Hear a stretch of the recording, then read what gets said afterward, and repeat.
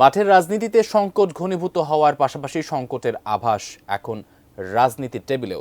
সংস্কার প্রশ্নে বিভিন্ন দলের সাথে সংস্কার কমিশনের ঐক্যমত্য কতদূর, বিস্তারিত ইমতিয়াজ আলমের রিপোর্টে।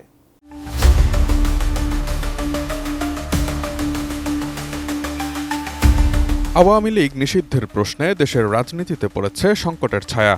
মতপার্থক্যের কারণে গণঅভ্যুত্থানের পক্ষ শক্তিগুলোই এখন অনেকটা মুখোমুখি অবস্থানে।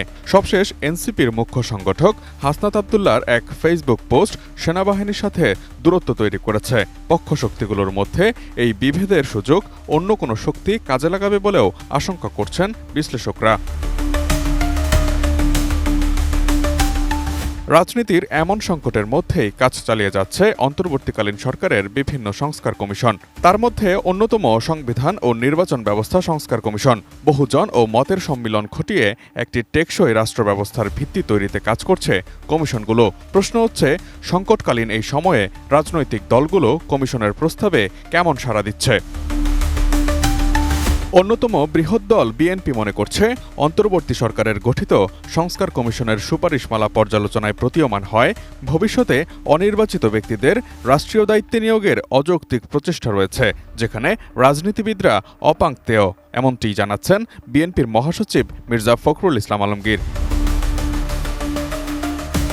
বিভিন্ন সংস্কার কমিশনের প্রস্তাব ও সুপারিশমালা নিয়ে দলীয় পর্যালোচনা ও পর্যবেক্ষণ নিয়ে সংবাদ সম্মেলনে মির্জা ফখরুল বলেন, জাতীয় ঐকমত্য কমিশনের পাঠানোর স্প্রেডশিটে যে অপশন বা পছন্দগুলোর ঘরে টিকচিহ্ন দিতে বলা হয়েছে, তাতে একটি বিষয় প্রতিভাত হয়েছে।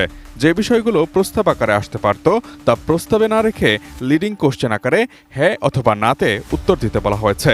উদাহরণ হিসেবে তিনি বলেছেন, আনিত প্রস্তাবগুলো গণপরিষদের মাধ্যমে বাস্তবায়ন চাই কিনা, হ্যাঁ অথবা নাতে বলুন, কিন্তু প্রথমে সিদ্ধান্ত আসতে হবে যে গণপরিষদের প্রস্তাবে দল হিসেবে তারা একমত কিনা। একইভাবে গণভোট, গণপরিষদ ও আইনসভা হিসেবে নির্বাচিত সংসদের মাধ্যমে প্রস্তাবগুলো বাস্তবায়ন চাই কিনা ইত্যাদি হ্যাঁ বা নাতে বলুনকে তিনি যৌক্তিক মনে করছেন না। কোয়ালিটি সম্পন্ন আন্তর্জাতিক মানের CMT 500W CSRM committed for better still. সংবিধানের প্রস্তাবনা বা প্রিয়াম্বলের মতো অতি গুরুত্বপূর্ণ বিষয় সংস্কার কমিশনের সুপারিশে থাকলেও তা স্প্রেডশিটে উল্লেখ করা হয়নি। স্প্রেডশিটে 70টির মতো প্রস্তাব উল্লেখ করা হলেও মূল প্রতিবেদনে সুপারিশের সংখ্যা 123টির মতো বলেও জানান বিএনপির মহাসচিব। বিভিন্ন কমিশনের প্রস্তাবে আইন বিভাগ ও নির্বাহী বিভাগকে যতটা সম্ভব আন্ডারমাইন করা এবং ক্ষমতাহীন করাই উদ্দেশ্য, যার ফলে একটি দুর্বল ও প্রায় অকার্যকর সরকার ব্যবস্থা প্রতিষ্ঠিত হবে বলে মত বিএনপির মহাসচিবের। সংস্কার প্রশ্নে ঐকমত্য সৃষ্টির লক্ষ্যে জাতীয় ঐকমত্য কমিশনের সঙ্গে খেলাফতে মজলিস ও লেবার পার্টির সাথে সংলাপ বসে আজ রোববার। জাতীয় ঐকমত্য কমিশনের 166টি প্রস্তাবনার মধ্যে 140টিতেই একমত হয় খেলাফতে মজলিস। তবে সংবিধানে প্রস্তাবিত বহুত্ববাদ যুক্ত করার বিপক্ষে অবস্থান নিয়েছে খেলাফতে মজলিস। দলটির দাবি, আল্লাহর উপর পূর্ণ আস্থা সংবিধানে থাকতে হবে। এছাড়া ইসলামের স্পষ্ট বিধানের বিরুদ্ধে কোনো আইন করা যাবে না, তা সংবিধানে যুক্ত করার দাবি জানিয়েছে দলটি। তাই রাষ্ট্রের ধর্মনিরপেক্ষতার বৈশিষ্ট্য ধরে রাখার বিষয়ে দলগুলোর ঐকমত্য প্রতিষ্ঠা কিছুটা কঠিনই হয়ে উঠছে। Imtiaz Alam, desk report, ATN news.